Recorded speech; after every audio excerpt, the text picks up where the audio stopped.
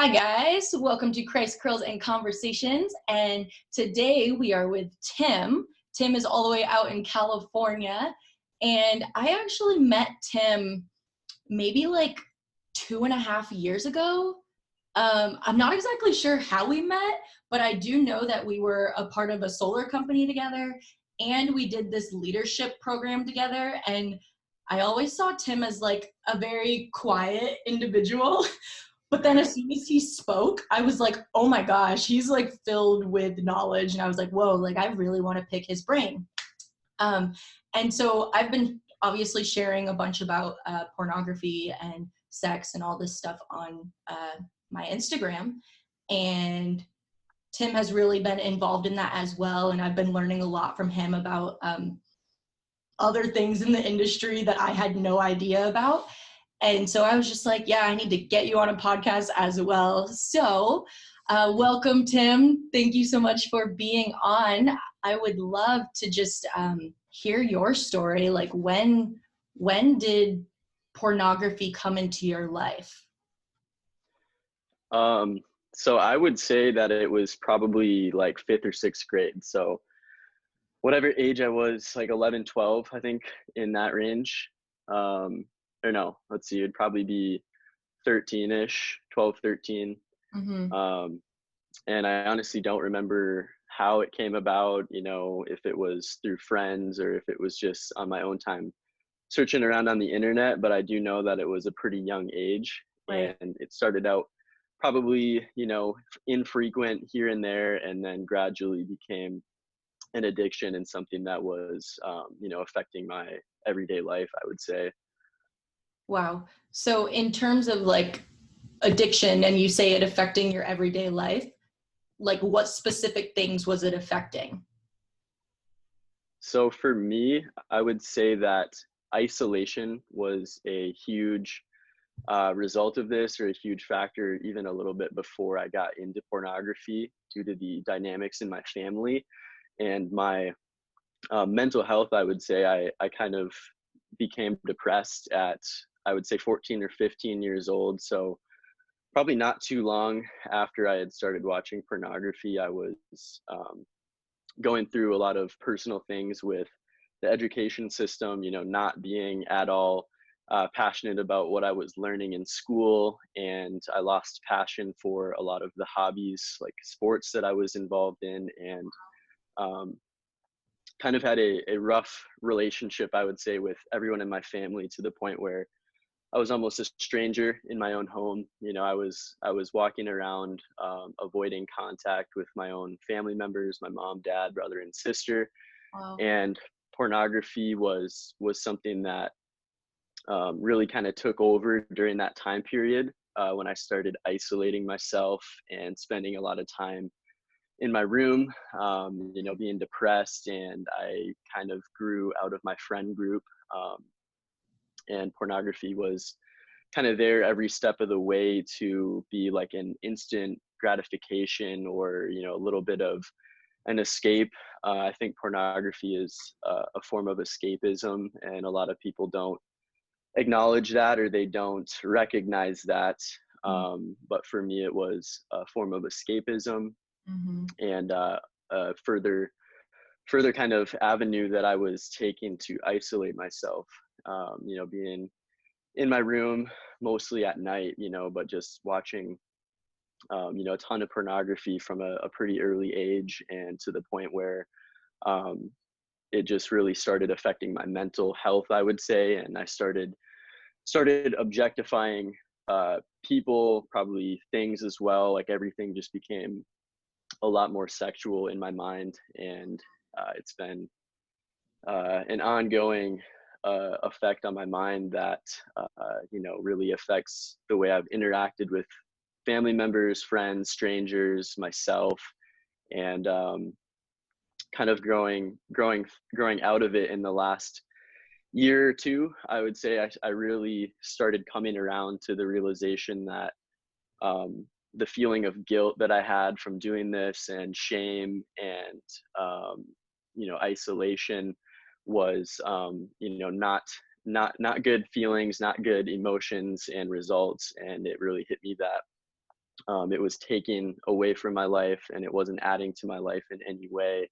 Wow. And it was kind of like a 1 or 2 year period over the last couple years where I was really, making efforts to like, okay, I'm not going to watch porn for a week or a month, or, I'd go for different amounts of time here and there, and then I'd relapse. And um, this year I made the choice to, try to go the whole year without pornography. I made it the first 6 months of the year, and I have relapsed several times this year, but this has by far been the best year of my life since I started watching pornography.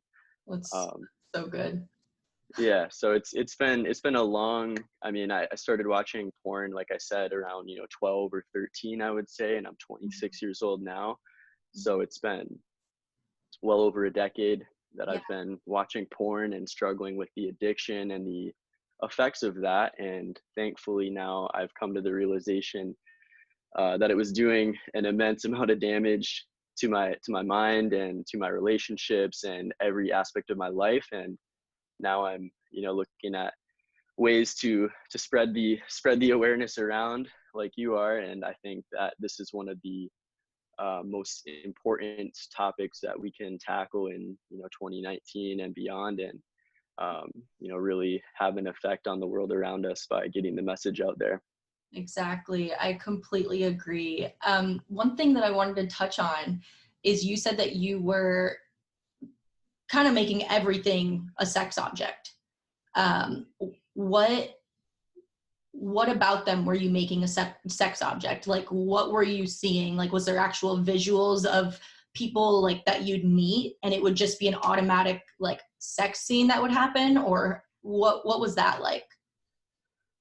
Um, well, when it comes to like things, I guess I don't really have any specific example I can think of. It's just, looking at something and just like seeing it as like a potential sex object, or just like seeing it in a sexual way. Mhm. But it was more so with people where I would sexualize all women, really, when I'd come into contact with strangers, people I know, and it wasn't like a conscious, like I wanted to sexualize women when I see them, but it was like I feel like a natural like programming in my mind due to all the porn that I had watched. And obviously, all people are going to be attracted to other people in different ways. We all have attraction and whatnot to other people, so that's not a problem, or that's not an unnatural thing. But when it gets to the point where the first thing that your mind kind of goes to in every encounter with another human being, especially when it was a female or a woman, doesn't really happen to me with men. I never really had any of those attractions, but with women, I just come into contact with a woman and just instantly kind of go to like sizing her up, like checking her out. And then I feel like the way that I communicate would be a lot more closed off, or a lot more egotistical, kind of comparing like every interaction to am I impressing this woman, or what does she think of me? And the reason for that is because that was my first thought, is I'm judging her and thinking of her in a sexual way. And so Mhm. my kind of natural thought process was, how is she viewing me? Or is this something that could result in like a relationship, or like eventually a sexual interaction? And it's not even a conscious thought that I'm like thinking, like, could she be my future wife, or could she be like a future sex partner? It's just like automatic. I'm Right. just Wow. eyeing people up and sexualizing to an extreme, to where it would cause me to interact in a awkward or a weird, uncomfortable way, without people even probably realizing it, or knowing that Mhm. hey, this person that I'm talking to, or even just walking by, has a porn addiction, and they're viewing me in a sexual way. They probably think just another person. And the whole time in my mind, it's just like a kind of like an instant sexualization. So that's something that in the past year, now that I've been not watching pornography nearly as much as I had in the past, I've been able to kind of deconstruct that, and start to look at other people and everything around me in a way that is not sexual, and not I would say negative, because I think it's a negative or an unhealthy programming in the mind, or a way to view things when you sexualize everything around you. Oh yeah, big time. I mean, even today, like I'm still dealing with lots of the effects that pornography has had on my life. And this is one of the reasons why I'm like focused on bringing awareness to this, is because it has lasting effects and it does lasting damage to the brain. Where Absolutely. like I was literally driving down the road today and saw a woman, and immediately in my mind it wasn't like, oh, I wonder how great that woman is. I completely sexualized her. And I was just like, whoa, like, what is that? Like, Lord, take that away from me, because that's not how I want to be viewing this woman who is not a sex object at all. But, and Right. like you said, it's not this conscious thought. It just sparks up because our brain, we have this stitching of what this porn video has shown us. And so it's stitched to our brain where it's like, oh, now I've got to view everyone like this. And it's really, really wild that that's occurring and that our brain can be manipulated like that. And I honestly feel like pornography is a huge, I honestly feel like all of it is the enemy and all of it is Satan. And that's a huge gateway to get into people's brains. Yeah, no doubt. Yeah. And Absolutely. the other thing that you brought up that I thought was really fascinating is you were talking about isolation and like going through certain struggles with your family. And I noticed as well, like if I was under any stress, I'd want to go to my room and release. Is that kind of how it was for you?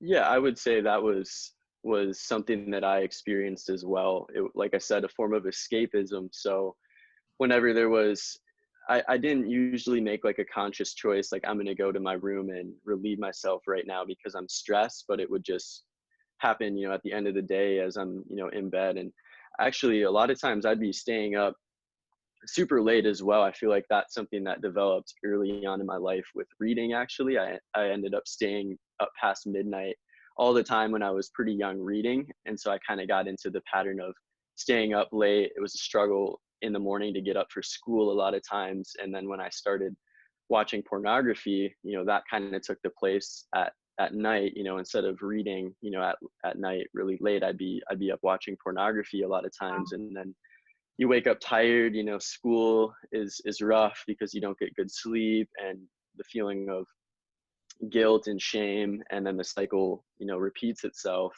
And it's all starting from a point of, rationalization in my mind that, hey, this is actually not that bad, and it's a a good way to release, or get rid of some of that stress at the end of the day. But the more and more that I continued to do that, and the more and more that it became an addiction that became apparent to me, the more and more shame and guilt I felt. And I would say, even as I began to realize that I was feeling these feelings of guilt and shame, and kind of recognize that this, wasn't really doing anything positive for me, I would continue to justify it and rationalize it. And because I was addicted to it, and it's highly addictive, it was easy to do so and just continue to kind of keep going without taking a really hard look at it. And at a young age, ask myself, how is this going to affect the makeup of my brain 10 years from now, or how is this going to affect my relationship with my future wife, my future children, that kind of thing. I wasn't thinking long term. I was thinking of the short term immediate gratification, and the cycle just continued to repeat itself and become more and more ingrained. And it became easier and easier to choose that form of escapism versus like reading or working out, or hanging out with my family. It just became like the go-to, the patterns in my brain, or the neurons just developed that kind of like ingrained pattern to where that would be my go-to, when I was stressed and whatnot. And yeah. It's interesting how the addiction can take hold of us, where it's not something that we're even like really interested in doing. It's just like okay, well, this is the same thing I've been doing all the time whenever I'm stressed out, so I might as well do it again. And it's not even like exciting anymore. I don't know if that happened for you, but there were moments where like I would do it just because like I had done it before. And it wasn't Yeah, like I was absolutely. excited by it anymore. Yeah, I can relate to that for sure. I would say it's similar to like tobacco even, or like smoking weed in a certain way, where it's like when you first start using tobacco, or at least I've used tobacco and smoked marijuana and whatnot. It's like when I first started doing it, it was like a bigger high or more of a buzz, and then it got to the point where I didn't get a buzz from tobacco, or I didn't really get that high anymore from smoking, but I would continue to do it because it was like that addiction and that easy kind of form of escapism. So I'd say the same patterns were being created with porn in my brain, to where I wasn't excited to do it, or I wasn't, it wasn't something that was like, super fulfilling or anything like that at all. But I would continue to do it because it was so addictive, and just an easy route to go, isolate and make myself feel good for a short amount of time. Wow. Yeah, I can totally relate to that. So something you and I spoke about on the phone, maybe like a month or so ago, you were talking about um, if the world can get into you sexually, they'll have a way over your whole body. Do you remember that? Yeah. Okay, can you um you go deeper into that and explain that to people?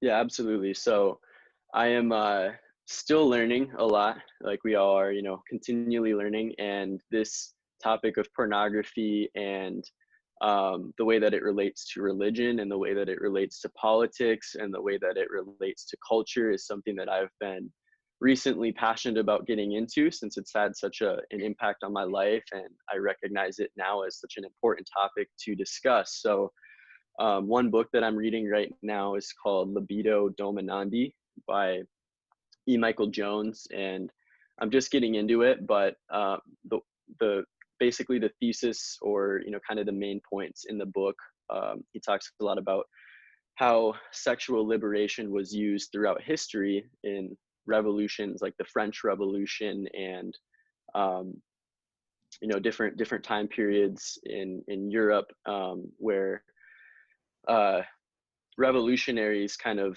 get into the minds of people that freedom is sexual liberation, and that kind of like we're seeing in our society today, I would say, or our culture, especially here in America, California, where it's a lot more liberal politics out here. And the theme is kind of, everyone can be themselves, and anything goes, so to speak, and Whatever.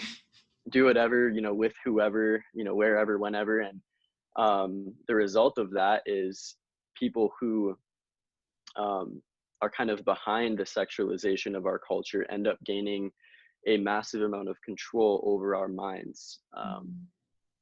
And one quote that I'm probably not going to get correct here goes something like this, but basically, we're all slaves to our vices. And the man or the woman who is king or queen, over their vices and their habits, is free. And those of us who give into our vices and are not in control of our habits and our temptations and our lusts and things like that, our desires, we're not free.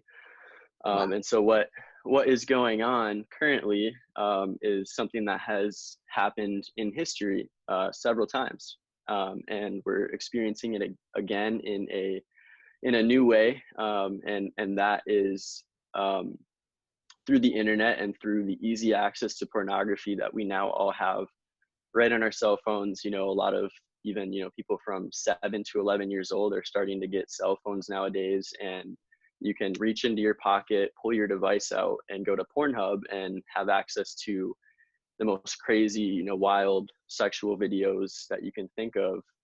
And so what that is doing to young children and people that get into pornography is completely degrading our minds, and forming new thought processes and patterns that actually end up enslaving us to our vices and corrupting the way that we're supposed to view other people and the way that we are, meant to live according to the Bible and according to God's word. And it's having insane impacts on our culture, I would say. And the more and more that I get into it, the more and more apparent it becomes. And I really do want to get the message out there, because if we don't recognize this and preach this and help people understand this, then we're only going to further and further degrade our society, and it will lead to worse and worse things. And yeah, so that's kind of the background, I guess, on libido dominandi and the sexual liberation and political control. And I'll have a lot more to say on this topic in the future, when I'm a little bit more well versed on it and able to articulate. But it's a very real thing, and it's something that we need to recognize and speak up about, because if we don't, more and more children, more and more young people are going to become adults that aren't able to interact with each other. We're not able to date anymore, not able to maintain healthy relationships with potential husbands and wives into the future. And if we're not able to have healthy relationships and get married and have families, society will collapse and go down the drain.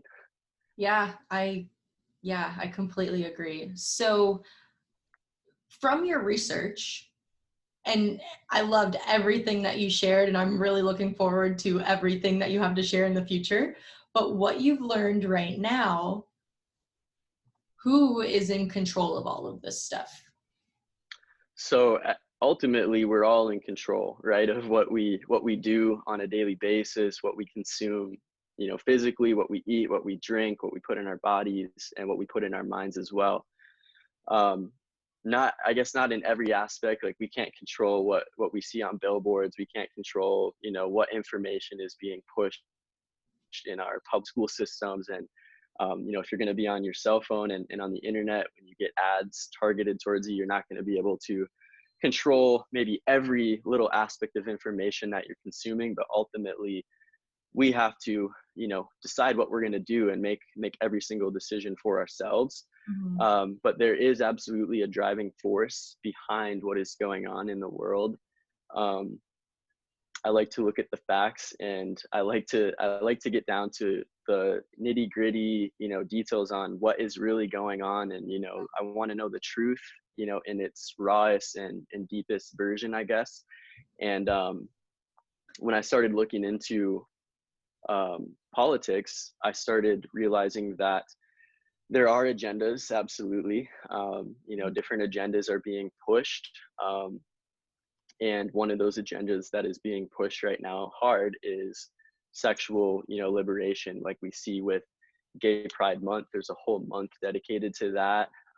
We see more and more sexualized images, whether it's on an advertisement or a movie, or even in song lyrics. It's getting more and more sexual, more and more aggressive, more and more degenerate. And there is a driving force behind that. So, if we're gonna look at the problems and then look at, the solutions, we're gonna have to look at all the facts and really deconstruct what's going on and figure out, who is perpetrating these, websites, like who's putting out all this pornography, who are the CEOs, who are the producers, the directors, the owners of these companies. And you can do that. It's pretty easy nowadays to use the internet and to, start discovering the truth, even as much as Google and, these giant tech corporations try to censor things and try to sway perspectives in society. You can kind of wade through all of that and get to the bottom of things if you have a deep enough passion for it, and you see it as important. And I see it as highly important to talk about this stuff. And so what I have found looking into the porn industry is that predominantly when we look at the biggest companies in Pornhub is probably one of the biggest, and that company is owned by another company called MindGeek, and MindGeek is owned by three gentlemen, I believe. One of them is named David Marmestein, and he happens to be a Jewish man. And what we continually end up seeing when we look, deep into this is that there's a very disproportionate number of Jewish influence in the pornography industry, in media, in politics, in the music industry, kind of across the board. Wow. And we live in America, which is predominantly, it has been predominantly Christian. And over time, what we're starting to see is that Christian ideals are not being pushed, and Christian ideals are actually being shunned and kind of looked down upon, I would say. And the church has been subverted, just like media has been subverted, and really the flow of information has been subverted by a small group of people who have the control over it. And so I think it's important to recognize, because if we don't recognize who is doing this and who is behind it, we're not going to be able to speak the full truth on it. We're not going to be able to call out the people that are behind this. So yeah, it's a little bit startling. It can be overwhelming, and you might get called racist, anti-Semitic, a bigot, hateful, all these labels that they're so readily willing to slap on people that they know nothing about, and they'll do that because they've been conditioned and programmed to do that. And so I am working through kind of the mental side of coming to these realizations, and then being able to speak openly and freely about it without the fear of being judged, or without the fear of having a label slapped on me. And I will speak out on it, and get this message out here, and people will eventually wake up to this. I believe that Jesus is king, and that we already have the victory on our side. And so the truth will eventually come to light. It might be several decades before this really becomes well known that pornography was this damaging, and this sexual liberation and political control that is being used on us was real, and what was detrimental to our society. But it's already happening. A lot of people are waking up to it, and personally, I don't think there's anything that can be done to stop the waking up of people. It's just going to take time. It's just going to take effort. But with God and with Jesus, and with a deep enough desire to make change, we will eventually wake people up and get the message out there, and hopefully save a lot of lives and save a lot of people from a lot of self-harm and harming other people, and a lot of destructive outcomes on our culture and society. Amen. That was so good. Yeah. There is a huge agenda going on, just like you said, to pushing things out to people, seeing what people grab onto. And a lot of it is very sexual that people grab onto. I find it really fascinating. The first time that I even heard about like the people that are in charge of the porn sites and all that type of stuff, like I honestly wasn't even looking into the back ends of that. I heard that from you, and I was just like, whoa, like this is really interesting that it's not just the porn sites, it's the music, it's the media, it's government, like it's everything. And that was something that was really, really interesting for me, because I didn't look into the backstory of that until you shared that with me. And that's why I'm so blessed that you shared that with me, because I was just like, whoa, I've just been looking into the backstory of more of sex trafficking, and why I shouldn't be watching it, because there's people being sex trafficked in these videos. But then whenever I got to the people that are actually running it, I was just like, whoa, that is really crazy. What is the agenda here? Why are they continuing to do this? Why do they want to? And like you said, it happens throughout the generations. Like we go through this cycle of them wanting to push some type of agenda. And right now it seems that the agenda is very sexualized through every form of outlet right now. Yeah. Yeah, no doubt. It's very, very widespread, and there's a massive amount of control by a very small number of people. And I'm gonna read this quote right here from Goldstein, who is um, one of the kind of bigger names in pornography. At least he was in the past. But um, this is a quote, and it says, "The only reason that Jews are in pornography is that we think that Christ sucks. Catholicism sucks. We don't believe in authoritarianism. Pornography thus becomes a way of defiling Christian culture, and as it penetrates the very heart of the American mainstream, becomes more charged." Goldstein continued, "I believe in me. I'm God. Fuck God. God is your need to believe in some super being. I am the super being. I am your God. Admit it." Whoa. Um, and that's just a kind of drop in the bucket there. um, when you start looking into these people and the way that they operate and the way that they think, it's very apparent that they have not only a desire to control society and have as much control as they can, but they have a very strong hatred towards Christians. And a lot of times, for whatever reason, there's a very strong hatred towards white Christians.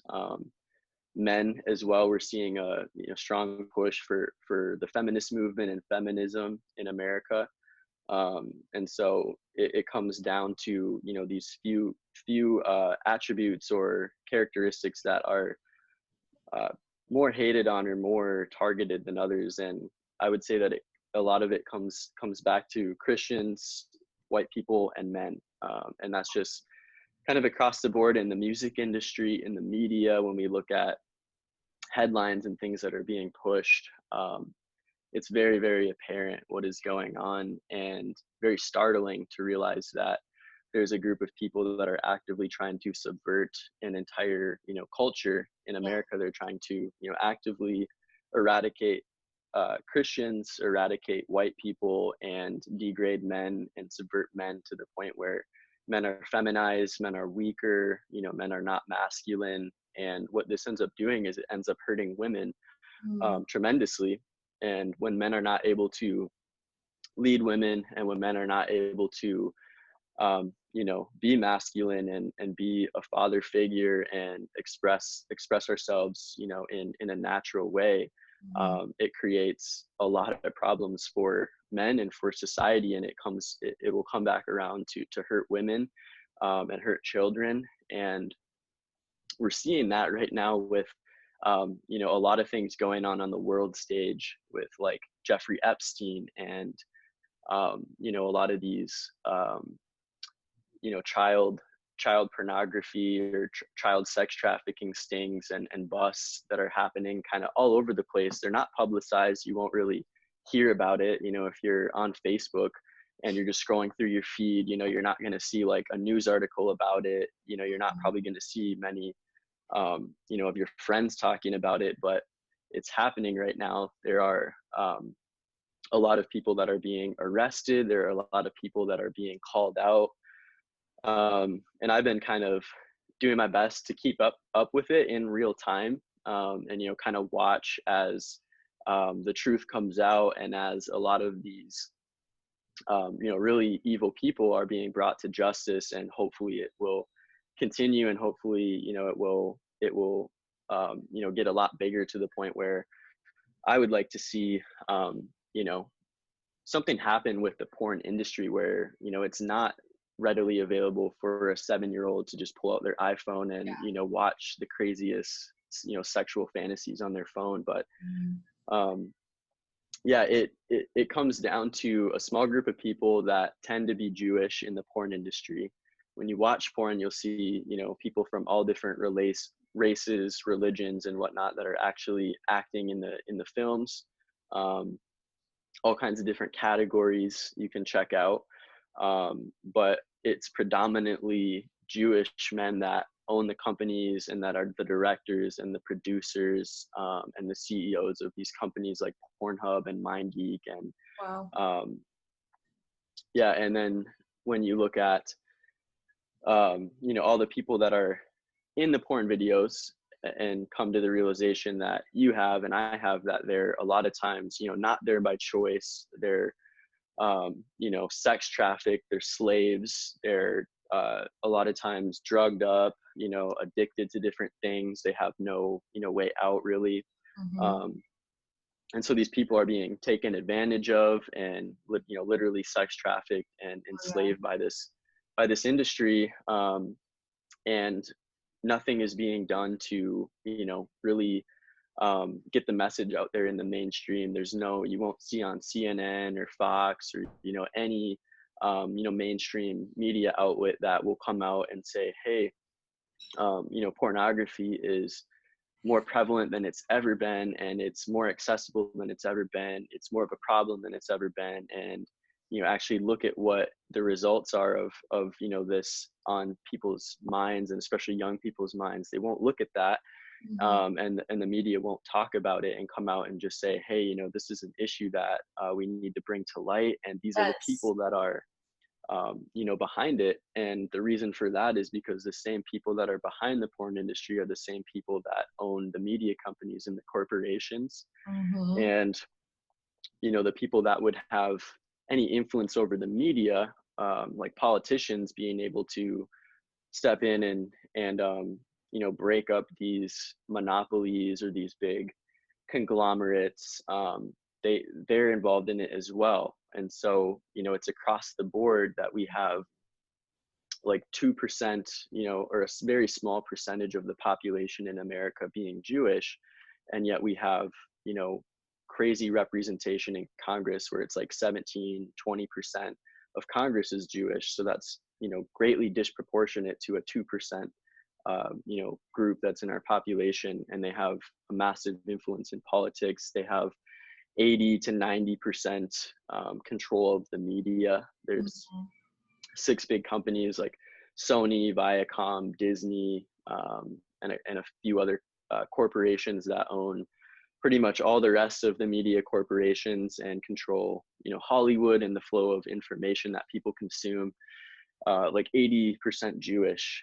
It's like every one of those, Sony, Viacom, Disney, across the board, they're all Jewish owned and operated. And if you look at the CEOs and the presidents, all the way down, it's like 80% Jewish. So Wow. to me, that's not a comfortable fact. It's not something that I'm like stoked to be aware of and point out to people. I'm not happy that there's a certain group of people that are subverting our culture and actively trying to degrade our minds and our society. But that's just the fact of the matter. And if we don't talk about the facts, and if we're afraid to talk about the facts, then one day we'll wake up and we'll have zero control, and everything will be collapsing around us, and we'll look back and think, why did I not have the courage to just speak out about this when I knew that it was going on? So Mm-hmm. that's kind of the place that I'm at with this, is that I've recognized what's going on. I see the facts, I see the numbers, and once you see it, you can't unsee it. Oh You yeah. can't stop noticing. And it sucks. It's not a happy realization, or a fun thing to know, but it's true, and it needs to be talked about for sure. And the fact that it's literally right in front of our face, but it's so secret because nobody's bringing it to light. Like, we need to share this more, like, about what's actually going on behind scenes. Like, most people in our world know about pornography, but most people do not actually talk about it, and they don't actually Right. talk about like when it first came in their life. But most people who know about pornography, they just know about the websites. They know about the videos, the images, all that type of stuff. They don't actually look deeper. Nobody really decides to look as deep as you've gone, or like where I've learned about sex trafficking, where I honestly had no idea about that until this year. And it's really frightening to me that we can be so against sex trafficking, pedophilia, all that type of stuff, but then go to porn and it's just like, oh yeah, like, I'm so into younger kids, or rape and all that stuff. And obviously, like you said, there's this agenda where it's the Jewish people involved. And it's really scary that that's what they want to put inside of our brain. And if the media isn't presenting this, and the reason for it, like you said, they're not presenting it is because they're also in charge of it, we're going to be the ones who need to be in control of that to actually share it with the world, because they're not going to. Yeah. It's really frightening to me, because like I'm seeing it so much, and the effects that it had on my life, where I'm like, I can't be silent about this anymore. Like, this damaged me. Like, I still have lasting damage. And I'm not sure if you've seen, but there was, I don't know, I read an article where they were like, yeah, we're just now coming up with the lasting effects that having your phone on you all the time is doing to the brain. Oh yeah. They're not actually coming to the lasting effects that pornography has on the brain, because nobody's talking about it. And I'm just like, Right. guys, like, pornography, like I know that phones have a huge addiction, like we're always on those. Yeah. But pornography, like you said, is destroying what we could have in a relationship, what we could have with Christ, what we could have with everybody in general. We're putting images on top of people that's killing our mindset and not viewing them the way that God wants us to. And man, Yeah. it's a lot for me to take in. And that's why I do this, and why I'm so happy that you're bringing awareness to this as well. My last question for you. um, why does God want us to remain pure and away from this type of stuff? I think for many reasons, like it's so destructive and so detrimental to every aspect of our lives. You know, it's almost like it's common sense, but it is programmed into us that, you know, through the media and through all these things, that it's more and more okay to be sexual. It's promoted, like, have pride in who you have sex with, who you sleep with. So it's common sense, but we're sedated to the fact that it has such detrimental negative impacts on us. So I think there's many reasons why, you know, God wants us to stay pure and to, you know, not sin in these ways, but mainly just because it's going to affect every single aspect of our lives in a negative way. There's no single positive outcome of watching pornography and masturbating and having sex with yourself. Mm. There's no life created. It's taking something fertile and making it sterile. Wow. And so when you take something fertile and you make it sterile, you're actively, you know, going against what God intended. And something that I'm actually reading about in this book, Libido Dominandi, it gets really detailed with, like, the first people that, you know, really started this. There's a guy named Adam Weishaupt, and he was kind of one of the main people that was behind the sexual revolution in history. And a lot of these original people who started talking about sexual liberation and things like that were admittedly using it as a form of control and political control. And the guy Adam Weishaupt actually started using it to in secret societies, using it to gain control over his subordinates and people below him. So he was kind of the top of the secret society, and what he would do is he would have the people below him go to the people below them, and they would tell these other people all of their, you know, secrets, everything. So sexual, what they've done, you know, all these different things. And then they'd report it back to Weishaupt, and he would be able to know everything about this person's life, including the most intimate, you know, sexual details of you know, anything and everything that they've done, and thus, you know, have control over them in a way where you can use it as blackmail, or you can use it as you know, just being able to psychologically know everything about someone to the point where you can, you know, figure out the best ways to control them. And that just continued on throughout these secret societies. And anyone that looks at the structure of our civilization and denies that there are agendas behind the scenes, and that there are, you know, secretive people conspiring behind closed doors to influence the, you know, the everyday person, is absolutely lying to themselves. and, not seeing the truth. And it's hard to do a lot of times because anyone that wants to talk about conspiracy theories, or these kind of out there subjects gets instantly labeled a conspiracy theorist, or you're wearing a tinfoil hat, whatever, and they kind of instantly go to kind of mocking, ridiculing, and degrading you. But it's absolutely true that there have been secret societies in our past, and there are still secret societies today that have absurd amounts of control over politicians and media, and they use sexual liberation as their greatest tool. Every time in history that there has been a revolution, it has gone hand in hand with sexual revolution. So when there's a structure in place, like a Christian nation, and they have their structure set up, every time there has been a revolution to kind of overthrow tradition and conserve what has worked, basically. So conservatives nowadays in politics are not really conserving anything. Even on the left and the right, there are people that are willingly throwing out religion, and God is not prevalent really in politics or in our society. Yeah, it's just been detrimental in doing so. When we remove God from our schools, when we remove God from politics, when we remove God entirely from our lives, we need to replace that with something, and we all sort of become like our own individual God, or some person becomes powerful enough to where they're looked at as like a false idol or a false prophet.